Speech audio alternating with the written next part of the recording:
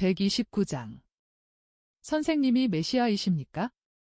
하고 세례자가 보낸 사람들이 묻는다. 예수께서 마테오와 단둘이 계신다. 마테오는 발에 상처를 입어서 다른 사도들과 같이 전도하러 가지 못하였다. 그러나 병자들과 기쁜 소식을 듣기를 원하는 사람들이 예수의 말씀을 듣고 도움을 얻기 위하여 옥상과 정원의 빈자리를 차지하고 있다. 예수께서는 당신의 말씀을 이렇게 끝맺으신다. 정의의 풍요 속에 가장 큰 힘이 들어있다고 한 솔로몬의 훌륭한 말을 깊이 명상하고 나서 나는 여러분에게 이 풍요를 가지도록 하라고 권합니다. 이것이 하늘나라에 들어가는데 필요한 돈이기 때문입니다. 내 평화를 가지고 계십시오. 그리고 하느님께서 여러분과 함께 계시기를 바랍니다. 그리고 가난한 사람들과 병자들, 많은 경우에 이 두 가지를 겸한 사람들에게도 몸을 돌리시고 그들의 하소연을 친절히 들으시고 원조금을 주시고 조언을 주시고 손을 얹으시고 말씀을 하시는 것으로 병을 고쳐주고 하신다. 마테오는 예수 곁에서 돈을 나누어 준다. 예수께서는 한 불쌍한 과부가 며칠 전에 목수인 남편이 작업대에서 갑자기 죽었다는 말을 울면서 하는 것을 주의 깊게 들으신다. 저는 선생님을 찾으려고 이리로 달려왔었습니다. 그런데 제 죽은 남편의 친척들은 저를 무례하고 마음이 냉혹한 여자라고 비난했고 지금은 저를 저주합니다. 그렇지만 저는 선생님이 죽은 사람을 다시 살게 하신다는 것을 알기 때문에 왔던 것이고 만일 제가 선생님을 만날 수 있었더라면 제 남편이 다시 살아났으리라는 것을 압니다. 그런데 선생님은 여기 안 계셨습니다. 이제 제 남편은 무덤 속에 있는 지가 2주일이나 되었고 저는 5 아이를 데리고 혼자 남았습니다. 친척들은 저를 미워하고 도와주지를 않습니다. 저는 올리브나무와 포도나무들이 있습니다. 많지는 않습니다만 그것들을 수확할 때까지 가지고 있을 수 있으면 겨울을 지낼 만한 식량은 얻을 것입니다. 그렇지만 남편이 얼마 전부터 건강이 좋지 못했었기 때문에 저는 돈이 없습니다. 남편은 일은 별로 하지 못하고 먹고 또 술을 너무 많이 마시기만 했습니다. 남편은 술이 자기 몸에 이롭다고 말하고 있었습니다. 그러나 반대로 남편은 자기를 죽이고 일을 별로 하지 못해서 그렇지 않아도 줄어든 저축을 낭비하는 2가지 잘못을 저질렀습니다. 남편은 수레 한 채와 궤 하나를 거반 끝냈었고 침대 2개와 겹친 선반들을 만들기 시작했었습니다. 그렇지만 지금은 아무것도 끝낸 것이 없고 제 아들은 아직 8살도 채 안 됐습니다. 저는 돈을 잃게 되었습니다. 연장과 나무를 팔아야 하겠습니다. 수레와 궤는 거반 다 되기는 했지만 수레와 궤도 팔 수도 없으니 뗄 나무로나 내주어야 할 것입니다. 그리고 돈이 모자랄 것입니다. 저와 늙고 병든 어머니와 아이 5에서 모두 7 식구가 되니까요. 포도밭과 올리브나무들을 팔겠습니다. 그렇지만 세상이 어떤지 선생님도 아시지요. 가난에 쪼들리는 사람의 목을 조르는 것입니다. 어떻게 해야 할지 말씀해 주십시오. 작업대와 연장은 나무에 대해서 벌써 좀 아는 아들을 위해서 그대로 두고 싶었습니다. 살기 위해서 그리고 딸들의 지참금을 마련하기 위해서 땅을 그대로 가지고 있고 싶었습니다. 이 이야기에 귀를 기울이고 계신 중인데 군중들 사이에서 소란이 일어나 무슨 새로운 일이 일어났다는 것을 아시게 된다. 얼굴을 돌려서 보시니 군중 사이를 헤치면서 나오는 3사람이 보인다. 예수께서는 다시 몸을 돌리시고 과부에게 말씀하신다. 어디 사세요? 코라진에서 삽니다. 온천으로 가는 길 근처입니다. 무화과나무 2 그루 사이에 있는 낮은 집입니다. 알겠습니다. 내가 가서 수레와 궤를 끝내줄 테니 그것을 주문한 사람들에게 파시오. 내일 새벽에 가겠으니 기다리시오. 선생님이 저를 위해 일을 하시다니. 여인은 놀라서 기가 막힐 지경이다. 나는 전에 하던 내 일을 다시 하고 당신에게는 평화를 주겠습니다. 동시에 코라진의 인정 없는 사람들에게 사랑의 교훈을 주겠습니다. 아이고. 그렇습니다. 인정머리가 없습니다. 이사학 노인이 아직 살아 있었으면 저를 굶어 죽게 내버려 두지는 않았을 것입니다. 그렇지만 그분은 아브라함에게로 돌아갔습니다. 울지 마시오. 안심하고 가시오. 자, 여기 당신에게 오늘 사는데 필요한 것이 있습니다. 내일은 내가 가겠습니다. 편안히 가시오. 여인은 땅에 엎드려 예수의 옷에 입맞춤하고 더 평온한 마음으로 떠나간다. 지극히 거룩하신 선생님, 인사드려도 되겠습니까? 하고 뜻밖의 온 세 사람 중에 한 사람이 묻는다. 그들은 예수 뒤에 공손히 멈추어 서서 예수께서 여인을 돌려보내시기를 기다리고 있었다. 그러므로 예수께서 약속하시는 것을 들었다. 그런데 인사를 하는 그 사람은 마나엔이다. 예수께서는 몸을 돌리시고 미소를 지으시며 말씀하신다. 마나엔, 당신에게 평화가 있기를. 그러니까 당신은 나를 기억한 것이로군요. 선생님, 항상 기억했습니다. 그리고 라자로의 집이나 올리브나무 동산으로 선생님을 찾으러 가서 같이 모시고 있기로 결정했었습니다. 그러나 과월절 전에 세례자가 붙잡혔습니다.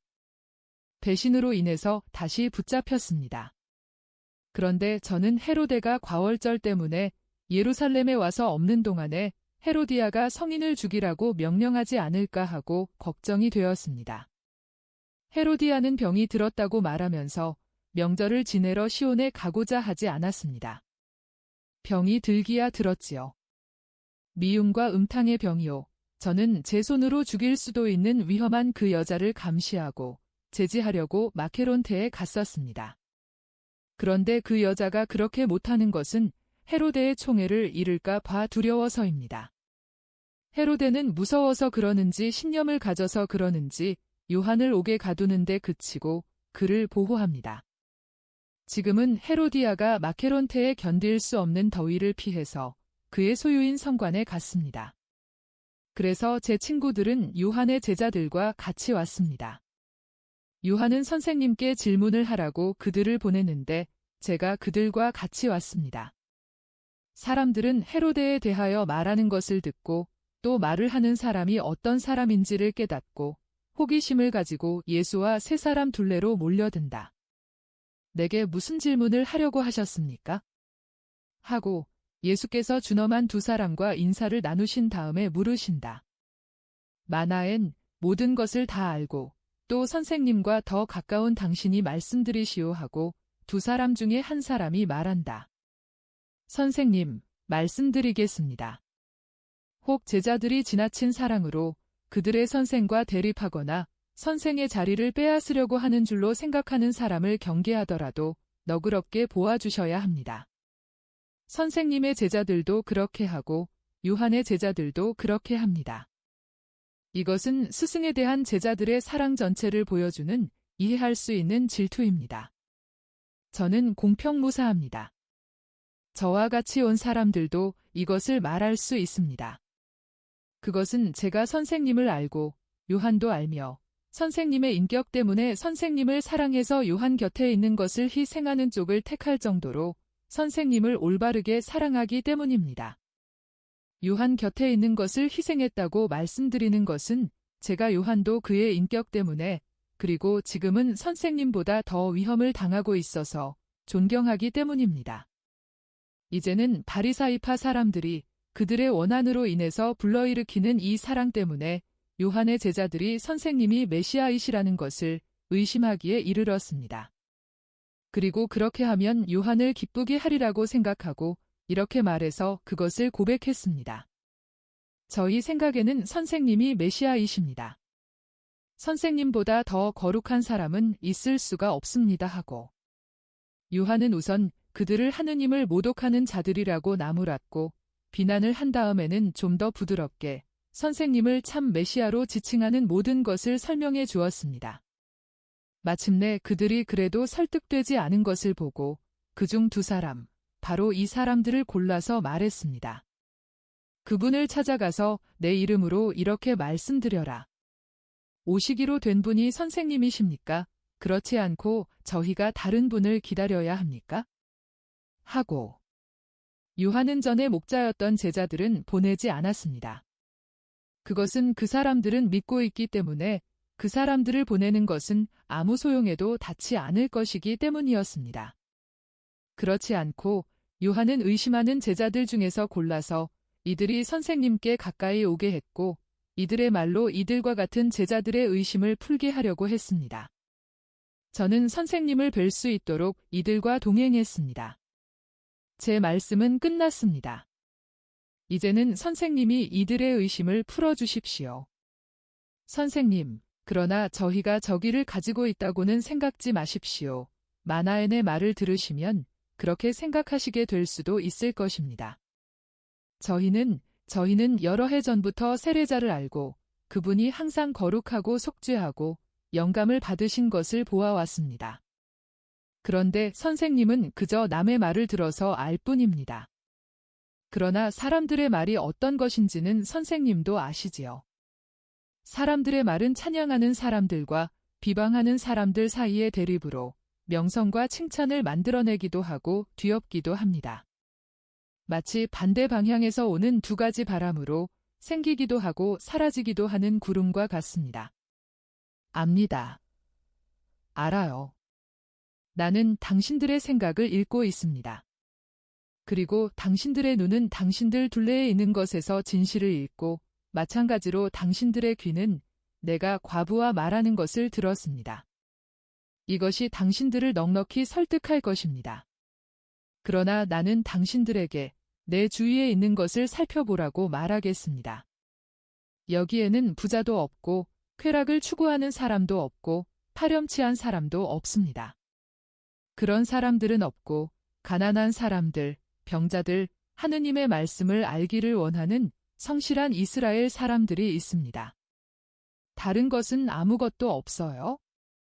이 사람, 저 여인, 그리고 저 소녀, 저 노인은 병든 몸으로 여기 왔었는데 지금은 건강한 몸이 되었습니다.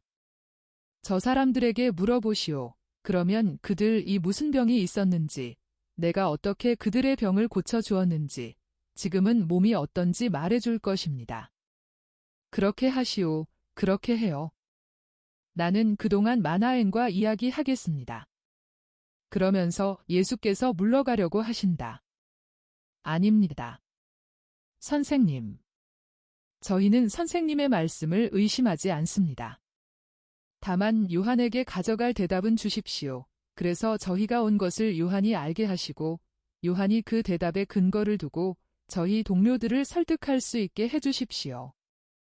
요한에게 가서 이렇게 보고하시오. 귀머거리가 듣는다고? 그런데 이 소녀는 귀머거리이고 벙어리였습니다. 벙어리가 말을 한다고. 그런데 이 사람은 나면서 벙어리였습니다. 소경이 본다고. 여보시오, 이리 오시오. 당신이 어떤 병이 있었는지 이 사람들에게 말하시오. 예수께서 기적을 받은 한 사람의 팔을 붙잡으며 말씀하신다. 그 사람은 이렇게 말한다. 나는 미장이었었는데 생석회가 가득 들어있는 양동이가 얼굴에 떨어져서 눈이 타버렸습니다. 4년째 앞을 보지 못했었습니다. 그런데 메시아께서 당신 침으로 말라버린 내 눈을 죽이시니까 20살적 눈보다도 더 싱싱하게 되었습니다. 메시아는 찬미 받으시길 바랍니다. 예수께서 다시 말씀을 이으신다. 또 병이 고쳐진 소경과 귀머거리와 벙어리들과 더불어 절름발이가 똑바로 걷고 불구자가 되어 다닙니다. 이 노인을 보시오. 이 노인이 조금 전에는 보기가 흉했었는데 이제는 사막의 종려나무처럼 곧고 영양처럼 날쌹니다. 아주 대단히 중한 병자들이 고쳐집니다. 아주머니는 무슨 병이 있었습니까? 아귀아기 먹는 이멸어대 젖을 먹였더니 젖이 아팠고 병이 젖과 더불어 생명을 갉아먹고 있었습니다. 그런데 이제는 보세요. 그러면서 옷을 조금 벌려 상하지 않은 젖을 내보이며 덧붙인다. 내 젖은 상처투성이었습니다. 아직 고름투성이인 속옷을 보면 알 수 있습니다. 이제는 집에 가서 깨끗한 옷을 입겠습니다. 나는 튼튼하고 행복합니다. 어제만 하더라도 다 죽어가고 있어서 인정 많은 분들이 여기 데려다 주었습니다. 그리고 어미가 없게 될 아이들 때문에 불행했었습니다. 주님께 영원한 찬미를 드립니다. 들었습니까? 그리고 이 도시의 회당장에게 그의 딸의 부활에 대한 것을 물어보시오. 그리고 예리고로 가면서 나임으로 지나가시오. 온 시내 사람들이 보는 앞에서, 그것도 사람들이 무덤에 묻으려고 가던 때에 다시 살아난 젊은 이에 대해 알아보시오. 이렇게 해서 당신들은 죽은 사람들이 부활한다고 보고할 수 있을 것입니다. 많은 문둥병자가 나았다는 것은 이스라엘의 많은 곳에서 알 수 있을 것입니다. 그러나 시카미논에 갈 생각이 있으면 제자들 가운데에서 그런 사람을 찾으시오. 그러면 여러 사람을 만날 것입니다. 그러니까 문둥병자들도 깨끗해진다고 요한에게 말하시오. 그리고 당신들이 보고 있으니 기쁜 소식이 가난한 사람들에게 전해진다고 말하시오. 그리고 내 일을 가지고 분개하지 않는 사람은 정말 지극히 행복한 사람입니다. 이 말을 요한에게 하시오. 그리고 내 온 사랑을 기울여 그에게 축복한다고 말하시오. 고맙습니다. 선생님. 저희가 떠나기 전에 저희들에게도 강복해 주십시오. 당신들은 이 더위에 떠날 수 없으니 저녁까지 내 손님으로 있으시오. 당신들은 요한은 아니지만 그가 누구인지를 요한이 알기 때문에 사랑하는 선생님의 생활을 하루 동안 사시오. 집으로 갑시다. 집은 시원합니다. 그리고 식사도 제공하겠습니다. 청중 여러분, 안녕. 평화가 여러분과 함께 있기를 바랍니다. 그리고 군중을 보내신 다음 손님 세 사람과 같이 집으로 돌아오신다. 나는 이 숨막히는 더위가 계속되는 동안 그들이 무슨 말을 하는지 모른다. 내가 지금 보는 것은 예리고로 떠나려는 두 제자의 출발 준비이다. 튼튼한 두 마리 나귀와 함께 마나엔의 말을 마당을 둘러싼 담에 나 있는 문 앞에 끌어오지 않는 것으로 보아 마나엔은 떠나지 않는 모양이다. 요한의 두 사자는 선생님과 마나엔에게 여러 번 절을 한 다음 안장에 오른다.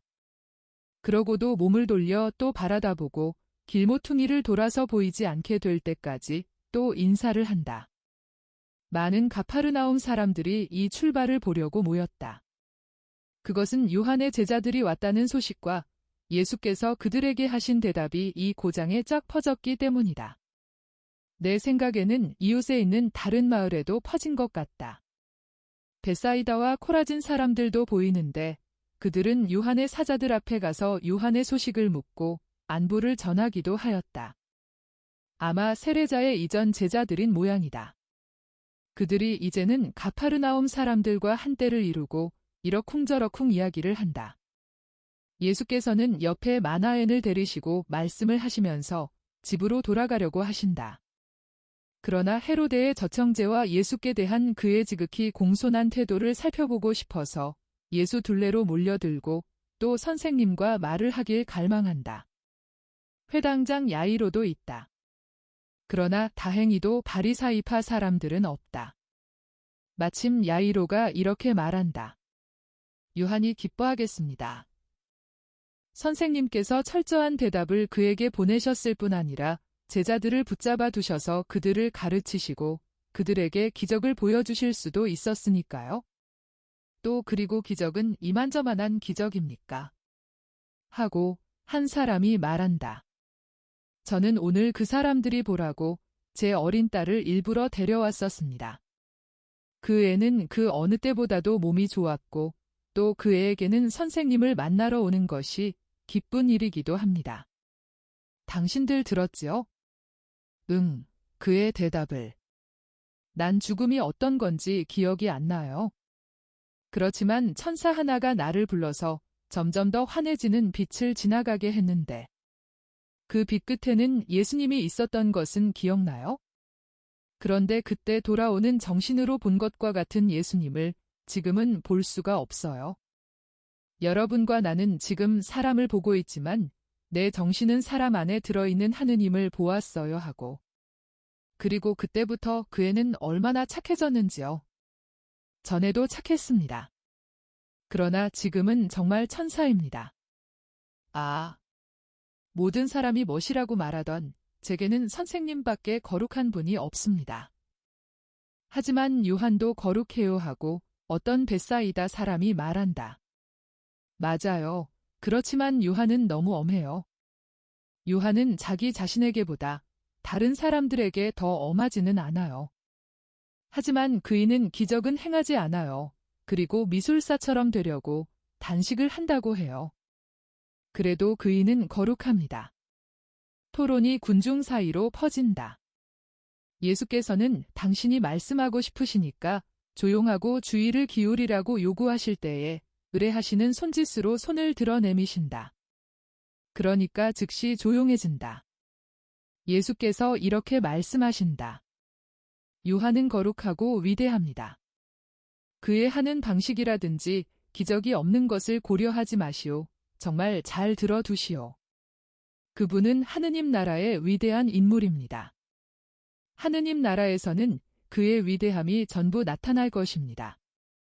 요한이 무자비한 사람으로 보일 정도로 엄격했고 지금도 그렇게 엄격하다고 불평하는 사람이 여럿이 있습니다.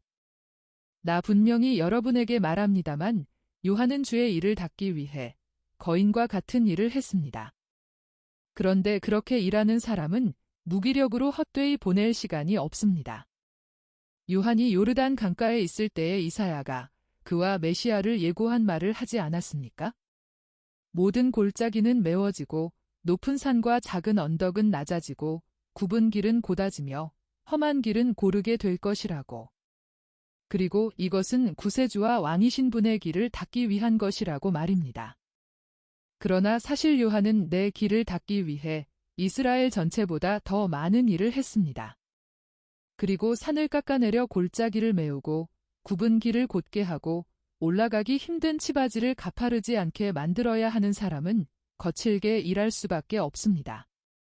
그것은 그가 선구자였고 나보다 몇 달밖에는 앞서가지 않아서 구속의 날에 해가 높이 올라오기 전에 모든 것을 해야 했기 때문입니다. 이제는 그날이 왔고 해는 올라와서 시온 위에서 찬란히 빛나고 거기에서부터 온 세상에 빛나려고 하고 있습니다. 요한은 그가 해야 하던 것과 같이 길을 닦았습니다. 여러분은 무엇을 구경하러 광야에 나갔습니까? 이리저리 흔들리는 갈대입니까? 아니면 무엇을 보려고 갔습니까? 부드러운 옷을 입은 사람입니까? 그런 사람들은 왕궁에서 부드러운 옷을 입고 수많은 하인과 궁인의 공손한 섬김을 받으며 살아갑니다. 그 궁인들도 역시 보잘것없는 한 사람의 궁인입니다.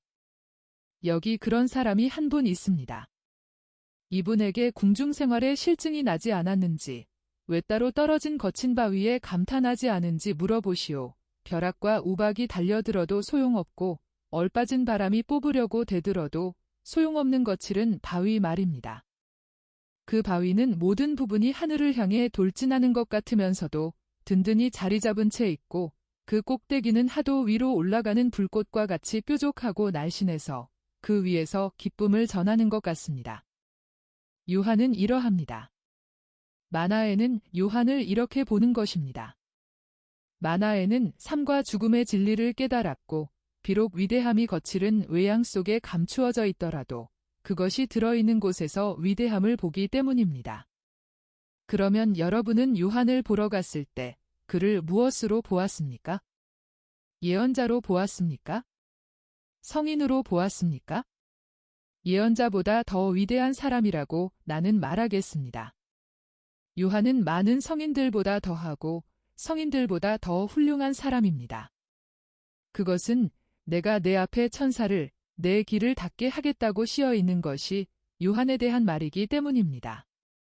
천사를 곰곰이 생각해 보십시오. 여러분은 천사가 하느님께서 영적으로 당신과 비슷하게 창조하신 순수한 신령체로 볼 수 있고 물질적인 피조물 중에서 가장 완전한 사람과 신령계와 동물계의 창조주이시며 하늘과 땅에서 가장 완전하신 분이신 하느님 사이에 유대의 노릇을 한다는 것을 아시지요. 아무리 거룩한 사람이라도 사람에게는 살과 피가 있어 그와 하느님 사이에는 심연이 가로놓여 있습니다. 그리고 이 심연은 사람 안에 있는 신령한 것까지도 둔중하게 하는 죄로 인해 더 깊어집니다. 그래서 하느님께서는 광물이 피조물계의 바닥이 되는 것과 같이 피조물계의 단계의 꼭대기에 이르는 피조물인 천사들을 창조하셨습니다. 광물이란 땅을 이루는 먼지와 일반적으로 무기체를 말합니다. 천사들은 하느님의 순수한 거울이고 사랑으로 작용하려고 전념하는 불꽃이며 이해할 준비를 갖추고 행동할 열의가 있고 우리와 같이 자유로운 의지를 가졌지만 반항과 죄의 유혹을 모르는 거룩한 의지를 가졌습니다. 하느님을 흠숭하는 천사들, 사람들에게 보내진 하느님의 사자, 그들을 둘러싸고 있는 빛과 그들의 흠숭에서 얻어내는 불을 우리에게 주는 우리의 보호자인 천사들은 이러합니다. 요한은 예언자의 말로 천사라고 불렸습니다. 그런데 나는 여자의 몸에서 태어난 사람 중에서 세례자 요한보다 더 큰 인물은 일찍이 없었다고 말하겠습니다. 그러나 하늘나라에서 가장 작은 사람이라도 세례자 요한보다 더 큽니다. 그것은 하늘나라에 있는 사람은 하느님의 아들이지 여자의 아들이 아니기 때문입니다. 그러므로 여러분은 모두 하늘나라의 시민이 되도록 힘쓰시오. 여러분은 서로 무슨 말을 물었습니까? 저희들은 하지만 요한이 하늘나라에 갈 것인가? 간다면 어떤 모습을 하고 있을 것인가? 하고 말했습니다. 요한은 영으로는 벌써 하늘나라에 속해 있고 죽은 다음에는 거기에서 영원한 예루살렘의 가장 빛나는 태양 중에 하나로 있을 것입니다. 그리고 이렇게 되는 것은 그의 안에서는 결함이 없는 하느님의 은총 때문에 그렇기도 하고 그 자신의 의지 때문에 그렇기도 합니다. 그것은 그가 어떤 거룩한 목적을 위하여 자기 자신에 대해서까지도 과격하였고 지금도 과격하기 때문입니다. 세례자에서부터 하늘나라는 악과 반대되는 힘으로 그것을 쟁취할 줄 아는 사람들의 것입니다. 그리고 그것을 쟁취하는 사람들은 맹렬한 사람들입니다. 이제는 무엇을 해야 하는지를 사람들이 알고 또 이 쟁취를 위해서 모든 것이 주어졌기 때문입니다. 지금은 율법과 예언자들만이 말하던 때가 아닙니다. 율법과 예언자들은 요한에 이르기까지 말했습니다. 그러나 이제는 하느님의 말씀이 말하는데 그 말씀은 이 쟁취를 위해서 알아야 할 것은 점 하나도 감추지 않습니다. 그러므로 만일 여러분이 나를 믿으면 요한을 오기로 되어 있는 엘리야로 보아야 합니다. 들을 줄 아는 귀를 가진 사람은 들으시오. 그러나 이 세대 사람들을 누구에 비길까요? 이 세대 사람들은 마치 장터에 앉아서 동무들에게 우리가 피리를 불어도 너희는 춤추지 않았고 우리가 곡을 해도 너희는 울지 않았다 하고 외치는 저 아이들이 묘사하는 세대의 사람들과 같습니다. 사실 요한이 와서 먹지도 않고 마시지도 않으니까 이 세대 사람들은 저 사람이 그렇게 할 수 있는 것은 그를 도와주는 마귀를 가지고 있기 때문이야 하고 말합니다. 사람의 아들이 와서 먹기도 하고 마시기도 하니까 그들은 저 사람은 즐겨 먹고 마시며 세리와 죄인들하고 어울린다고 말합니다. 이렇게 해서 하느님의 지혜는 당신의 아들들이 당신의 권리를 잘도 인정한다는 것을 아십니다. 정말 잘 들어두시오. 아주 작은 어린이들만 이 진리를 알아봅니다. 그것은 그들 안에는 아기가 없기 때문입니다. 선생님, 말씀 잘 하셨습니다 하고 회당장이 말하였다. 그렇기 때문에 아직 아기가 없는 제 딸이 선생님을 저희가 보기에 이르지 못하는 그런 분으로 보는 것입니다. 그렇지만 이 도시와 이웃 도시들은 선생님의 능력과 선생님의 지혜와 친절이 그들 위에 넘쳐 흐르는 것을 보는데도 저는 이 도시들이 선생님께 대한 악의만 점점 늘어간다는 것을 인정해야 하겠습니다. 이 도시 사람들은 뉘우치지를 않고 선생님께서 그들에게 베푸시는 자선은 선생님께 대한 미움을 끌어오르게 합니다. 야이로, 당신은 어떻게 그런 말을 할 수 있어요? 당신은 우리를 중상하는 거요. 우리는 그리스도께 충실하기 때문에 여기 있는 겁니다 하고 어떤 벳사이다 사람이 말한다. 그렇습니다. 우리는 그래요. 하지만 우리가 얼마나 됩니까? 예수님 발 앞에 와 있어야 할 새 도시에서 100명도 못 되는 사람뿐입니다. 나는 남자들에 대해서 말하는데 여기 오지 않은 사람들에서 반은 저기를 품고 있고 4분의 1은 무관심하고 나머지 4분의 1은 올 수 없다고 생각하고 싶습니다. 이것이 하느님의 눈에 잘못으로 보이지 않습니까? 하느님께서는 이 모든 원한과 이렇게 악을 고집하는 것을 벌하지 않으시겠습니까? 이것을 알고 계신 선생님께서 말씀하십시오. 말씀을 하지 않으시는 것은 선생님의 인자 때문이지 선생님께서 모르셔서 그러시는 것은 아닙니다.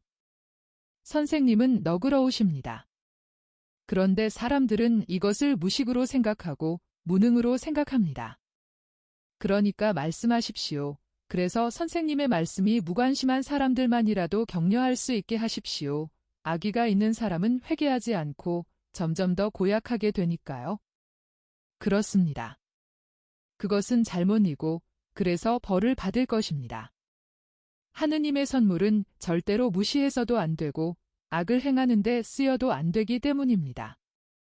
코라즈나, 너는 불행하다. 벳사이다야, 너도 불행하다. 너희는 하느님의 선물을 잘못 쓰고 있다. 만일 너희 가운데에서 일어난 기적들이 띠로와 시돈에서 일어났더라면 그 주민들은 벌써 오래전부터 말총으로 만든 내의를 입고 머리에는 재를 뿌리고 회개하여 내게로 왔을 것이다. 그러므로 나 너희에게 말하거니와 심판날의 띠로와 시돈에게는 너희에게보다 더 큰 관용을 베풀 것이다. 또 너 가파르나우마, 너는 나에게 숙소를 제공한 것만으로 하늘에게까지 끌어올려질 것으로 생각하느냐? 아니다. 너는 지옥까지 내려갈 것이다. 만일 내가 너에게 베풀어준 기적들이 소돔에서 행해졌더라면 나를 믿고 회개했을 것이므로 지금까지 번영하고 있을 것이다. 그러므로 마지막 심판날에 내게 대해서보다 소돔에 대해서 더 많은 관용이 있을 것이다. 너는 메시아를 알고 그의 말을 들었는데도 회개하지 않았지만 소돔은 구세주를 알지 못하고 그의 말을 듣지 못했으며 따라서 그의 죄는 내 죄만큼 크지 않기 때문이다. 그러나 하느님께서는 공평하심으로 내 말을 믿고 내 말에 복종해서 자기를 거룩하게 한 가파르나움과 벳사이다와 코라진 사람들에게는 큰 자비가 베풀어질 것입니다. 그것은 의인들이 죄인들이 멸망하는데 휩쓸려 들어가는 것은 옳지 않기 때문입니다. 야이로, 당신의 딸, 시몬, 당신의 딸, 즈가리야, 당신의 아이, 그리고 베냐민, 당신의 손자들로 말하면 나 분명히 말하지만 아기가 없는 그 아이들은 벌써 하느님을 뵙니다. 그리고 얼마나 그들의 믿음이 순수하고 어른들은 가지지 못한 천상의 지혜와 사랑하고자 하는 갈망과 합쳐져서 그 믿음이 그들 안에서 얼마나 작용하고 있는지 여러분은 아십니다. 그리고 예수께서는 저녁이 되어가며 어두워지는 하늘로 눈을 들어 올리시며 외치신다. 하늘과 땅의 주님이신 아버지, 이 일들을 지혜로운 사람들과 유식한 사람들에게는 감추시고 어린 아이들에게는 드러내 보이신 것에 대해 감사하나이다. 아버지, 이렇게 된 것은 아버지께서 이렇게 되기를 원하셨기 때문이옵니다. 내 아버지께서 모든 것을 내게 맡기셨습니다. 그리고 이것은 아들과 아들이 알리고 싶어하는 사람들 외에는 아무도 알지 못합니다. 그런데 나는 이것을 어린 아이들과 비천한 사람들과 깨끗한 사람들에게 드러내 보였습니다. 그것은 하느님께서 이들에게 말하기를 좋아하시고 마치 씨가 아무것도 심지 않은 땅에 떨어지듯이 진리가 내려오고 그 진리 위에 아버지께서 당신 빛을 비가 오듯이 내리게 하시어 뿌리를 내리고 초목이 되도록 하시기 때문입니다. 정말이지 아버지께서는 나이로나 그들의 의지로 어린 아이들인 사람들의 그 정신을 준비하셔서 그들로 하여금 진리를 알게 하시고 나는 그들의 믿음으로 기쁨을 맛보게 하십니다. 130장 예수께서 코라진의 과부를 위하여 목수로서 일하신다. 예수께서 어떤 목공소에서 부지런히 일하신다. 마차 바퀴 하나를 끝마쳐 가시는 중이다. 홀쭉하고 초라한 어린이 한 명이 이것저것을 갖다 드리며 예수를 도와드린다. 도움은 안 되지만 탄복하는 증인인 마나에는 벽 근처에 있는 걸상에 앉아 있다. 예수께서는 아름다운 아마포 옷을 벗고 짙은 빛깔 옷을 입으셨는데 당신 옷이 아니어서 다리 중간까지 올라온다. 깨끗하기는 하지만 기운 이롯인데 아마 죽은 목수의 옷인 모양이다. 예수께서는 미소와 말씀으로 어린아이를 격려하시며 풀을 알맞게 만들려면 어떻게 하며 그의 거죽을 반짝거리게 하려면 어떻게 해야 하는지를 가르쳐 주신다. 선생님, 빨리 끝내셨군요 하고 만화에는 일어나서 아이가 액체를 발라 반짝거리게 하는 다 된 궤에 도드라진 장식을 손가락으로 어루만지면서 말다. 거의 다 만들어졌었는거려. 선생님께서 만드신 이 작품을 제가 가지고 싶습니다만 사려던 사람이 벌써 왔는데 그 사람이 권리가 있는 것 같군요. 그 사람을 실망시키셨습니다. 그 사람은 선금으로 준 몇 푼 안 되는 돈을 벌충하기 위해서 모든 것을 가져가길 바랐었는데 그렇게 하지 못하고 제 물건만 가져가고 그것으로 끝났습니다. 적어도 선생님을 믿는 사람이었더라면 그 물건들이 그에게는 무한한 가치가 있었을 텐데요. 하지만 그 사람의 말하는 것을 들으셨습니까? 가만 내버려 두시오. 게다가 여기 나무가 있는데 여인은 이 나무를 써서 이득을 얻어내는 것이 매우 기쁠 것입니다. 내게 궤를 하나 주문하시오. 그러면 만들어 주겠습니다. 참말입니까, 선생님? 아니, 그런데 선생님은 일을 더 하실 생각이십니까? 나무가 없어질 때까지요. 나는 양심적인 일꾼입니다 하고 예수께서는 더 활짝 웃으시며 말씀하신다. 선생님께서 만드신 궤. 아이고, 얼마나 귀중한 기념물이겠습니까? 그러나 거기다 무얼 넣어야 합니까? 만화엔 당신이 넣고 싶은 것은 무엇이든지. 그것은 하나의 궤에 지나지 않을 것입니다. 그러나 선생님께서 만드신 궤일 텐데요. 그래서요. 아버지께서도 사람을 만드셨습니다. 모든 사람을. 그렇지만 사람이 자기 안에 무엇을 넣었습니까? 그리고 지금도 사람들이 자기들 안에 무엇을 넣고 있습니까?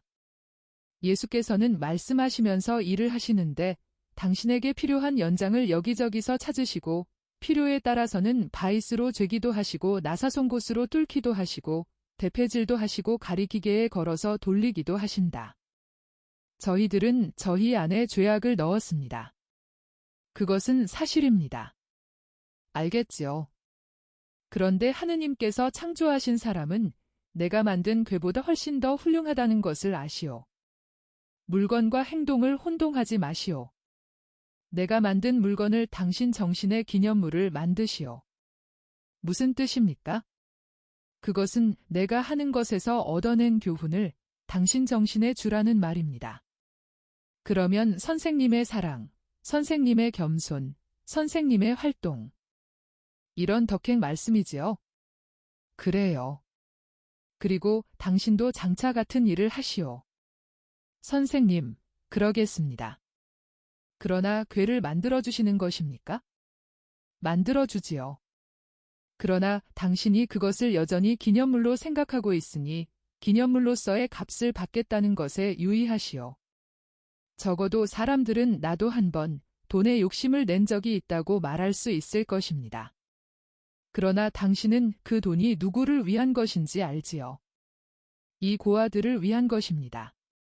얼마든지 마음대로 청구하십시오. 드리겠습니다. 적어도 저는 하느님의 아들이신 선생님께서 일을 하시는데 아무것도 하지 않고 한가하게 있는 데 대한 핑계는 얻게 될 것입니다. 이마에 땀을 흘려야 나다를 얻어 먹으리라는 말이 있어요. 그러나 이것은 죄지은 사람을 두고 하신 말씀이지 선생님을 두고 하신 말씀은 아닙니다. 5. 언젠가 내가 죄 있는 사람이 될 것이고 세상의 모든 죄를 짊어질 것입니다. 내가 첫 번째 떠날 때에 그 죄들을 가지고 갈 것입니다. 그럼 세상 사람들이 다시는 죄를 짓지 않으리라고 생각하십니까? 그래야 할 것입니다. 그러나 여전히 죄를 지을 것입니다. 이 때문에 내가 짊어질 죄가 너무도 무거워서 내 가슴이 터질 지경이 될 것입니다. 나는 아담에게서부터 이 시간까지 그리고 이 시간부터 세상 끝날 때까지 지어졌고 지어질 모든 죄를 짊어질 것이니까요. 나는 모든 사람의 죄를 갚을 것입니다.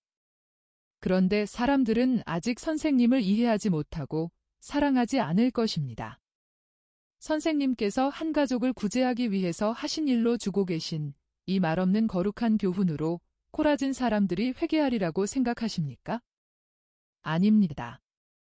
코라진 사람들은 그 사람은 시간을 보내기 위해서 일을 하고 돈을 버는 쪽을 택했다고 말할 것입니다.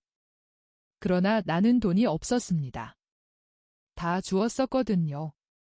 나는 가진 것을 항상 마지막 동전 한 푼까지 다 줍니다. 그리고 또 돈을 주기 위해서 일했습니다. 그러면 선생님과 마테오가 잡수실 것은요? 하느님께서 마련해 주셨을 것입니다. 그러나 선생님께서는 저희에게 먹을 것을 주셨지요. 그것은 사실입니다. 어떻게 그렇게 하셨습니까? 그것은 집주인에게 물어보시오. 우리가 가파르나움으로 돌아가자마자 틀림없이 그 말을 물어보겠습니다. 예수께서는 금빛 수염 속에서 조용히 웃으신다. 침묵이 흐른다. 그동안 술에 바퀴에 나무 두 토막을 물리고 죄는 바이스의 삐걱거리는 소리만이 들릴 뿐이다. 그러다가 마나엔이 묻는다. 안식일 전에 무슨 일을 하실 생각이십니까? 가파르나움에 가서 사도들을 기다리겠습니다. 매주 금요일 저녁에 모여서 안식일 하루 종일 함께 있기로 약속되어 있습니다. 그리고는 내가 명령을 줄 것입니다. 그리고 마테오가 나으면 6쌍이 복음을 전하게 될 것입니다. 그렇지 않으면 당신도 그들과 같이 가고 싶습니까? 선생님, 저는 선생님을 모시고 남아있는 편을 택하겠습니다. 그러나 선생님께 조언을 하나 드려도 되겠습니까? 말해보시오. 옳은 조언이면 받아들이지요. 절대로 혼자 계시지 마십시오. 선생님께는 적이 많습니다. 나도 압니다. 그러나 위험한 경우에 사도들이 대단한 일을 하리라고 생각합니까? 그들이 선생님을 사랑하는 걸로 믿습니다. 그것은 틀림없습니다. 그러나 그것은 무익한 일일 것입니다. 원수들이 나를 잡을 생각을 가지고 있으면 사도들의 힘보다 훨씬 더 큰 힘을 가지고 올 것입니다. 어쨌건 혼자 계시지는 마십시오. 2주 후에는 많은 제자들이 내게로 올 것입니다. 나는 그들도 복음을 전파하라고 보내려고 준비를 시키고 있어요. 그러니까 혼자 있지는 않을 것입니다. 염려 마시오. 두 사람이 이렇게 말하고 있는 동안에 코라진의 많은 구경꾼이 와서 한번 들여다보고는 말없이 간다. 저 사람들은 선생님께서 일하시는 것을 보고 놀랍니다. 그래요. 그러나 그 사람들은 저분은 저렇게 해서 우리에게 교훈을 준다고 말할 정도로 겸손할 줄은 모릅니다. 내가 이곳에서 얻은 가장 착한 사람들은 세상을 떠난 한 노인을 빼놓고는 제자들과 같이 있습니다. 어쨌거나 상관없습니다. 교훈은 언제나 교훈이니까요. 선생님께서 일꾼 노릇을 하신다는 것을 알고 사도들이 뭐라고 하겠습니까? 마테오는 이미 의사를 표시했으니까 이제 11명이 있는 셈이지요. 그래서 11가지 다른 의견이 있을 것인데 대부분은 반대되는 의견이겠지요. 그러나 그것은 그들을 가르치는데 소용될 것입니다. 선생님께서 가르치시는데 제가 참석해도 되겠습니까? 당신이 남아 있고 싶으면? 그러나 저는 제자이고 그 사람들은 사도들인데요. 사도들에게 이익이 되는 것은 제자에게도 유익할 것입니다.